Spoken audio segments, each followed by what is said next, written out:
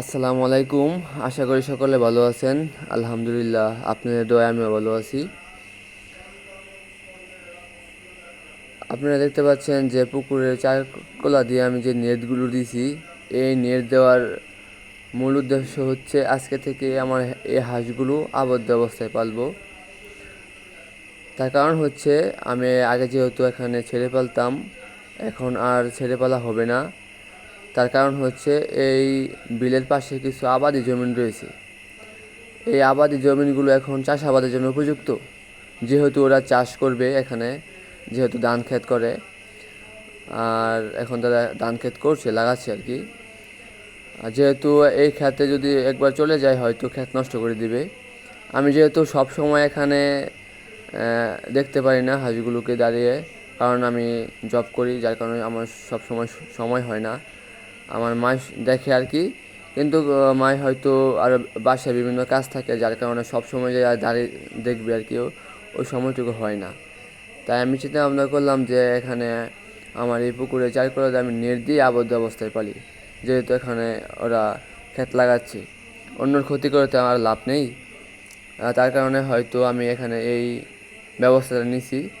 আর এখন থেকে আমার এই হাঁসগুলো এখানেই থাকবে, এখানেই খাবে। আর এই হাঁসগুলো আপনার যেহেতু এক গ্রেডের খাকি ক্যাম্বেলের বাচ্চা, যার কারণে হয়তো এই হাঁসগুলো আপনার ডিম আসতে 4 মাস সময় লাগে। আর অন্য সব হাঁস হয়তো আপনার 6 মাস সময় লেগে যায় আর কি, যেহেতু এগুলো ডিম পাড়ার জন্য রাজা আর কি।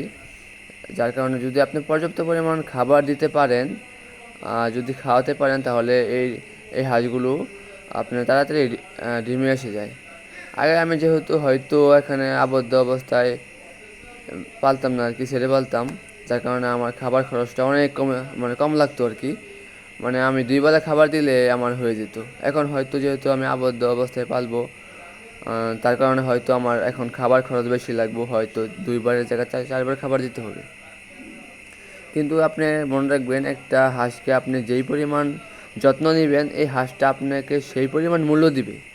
আপনি শুধু হাঁস না, আপনি যে কোনো কিছুরই আপনি যেই পরিমাণ ওদেরকে সময় দেবেন, মূল্য দিবেন, একটা হাঁসও আপনাকে ওই পরিমাণই দিবে। তাই আপনারা যারা যারা খামার করতে চান বা আপনাদের জায়গা নেই, তারাও এমন ছোট করে একটা পুকুর করে বা একটা হাউস করে হাঁস পালতে পারেন। কারণ হাঁসকে পালতে হলে অবশ্যই ওকে পানির ব্যবস্থা করতেই হবে, কারণ হাঁস পানি ছাড়া পালা অসম্ভব। হাঁসের পানি লাগবেই। যার কারণে আমি এখানে এই আবদ্ধ অবস্থায় এখন করছি। আর আপনারা সবাই আমার এই হাঁসের খামার জন্য দোয়া করবেন, যাতে আমি সঠিকভাবে ওদেরকে পরিচর্যা করতে পারি এবং সাফল্যের দিকে এগিয়ে যেতে পারি। সবাই ভালো থাকবেন, সুস্থ থাকবেন। আসসালামু আলাইকুম।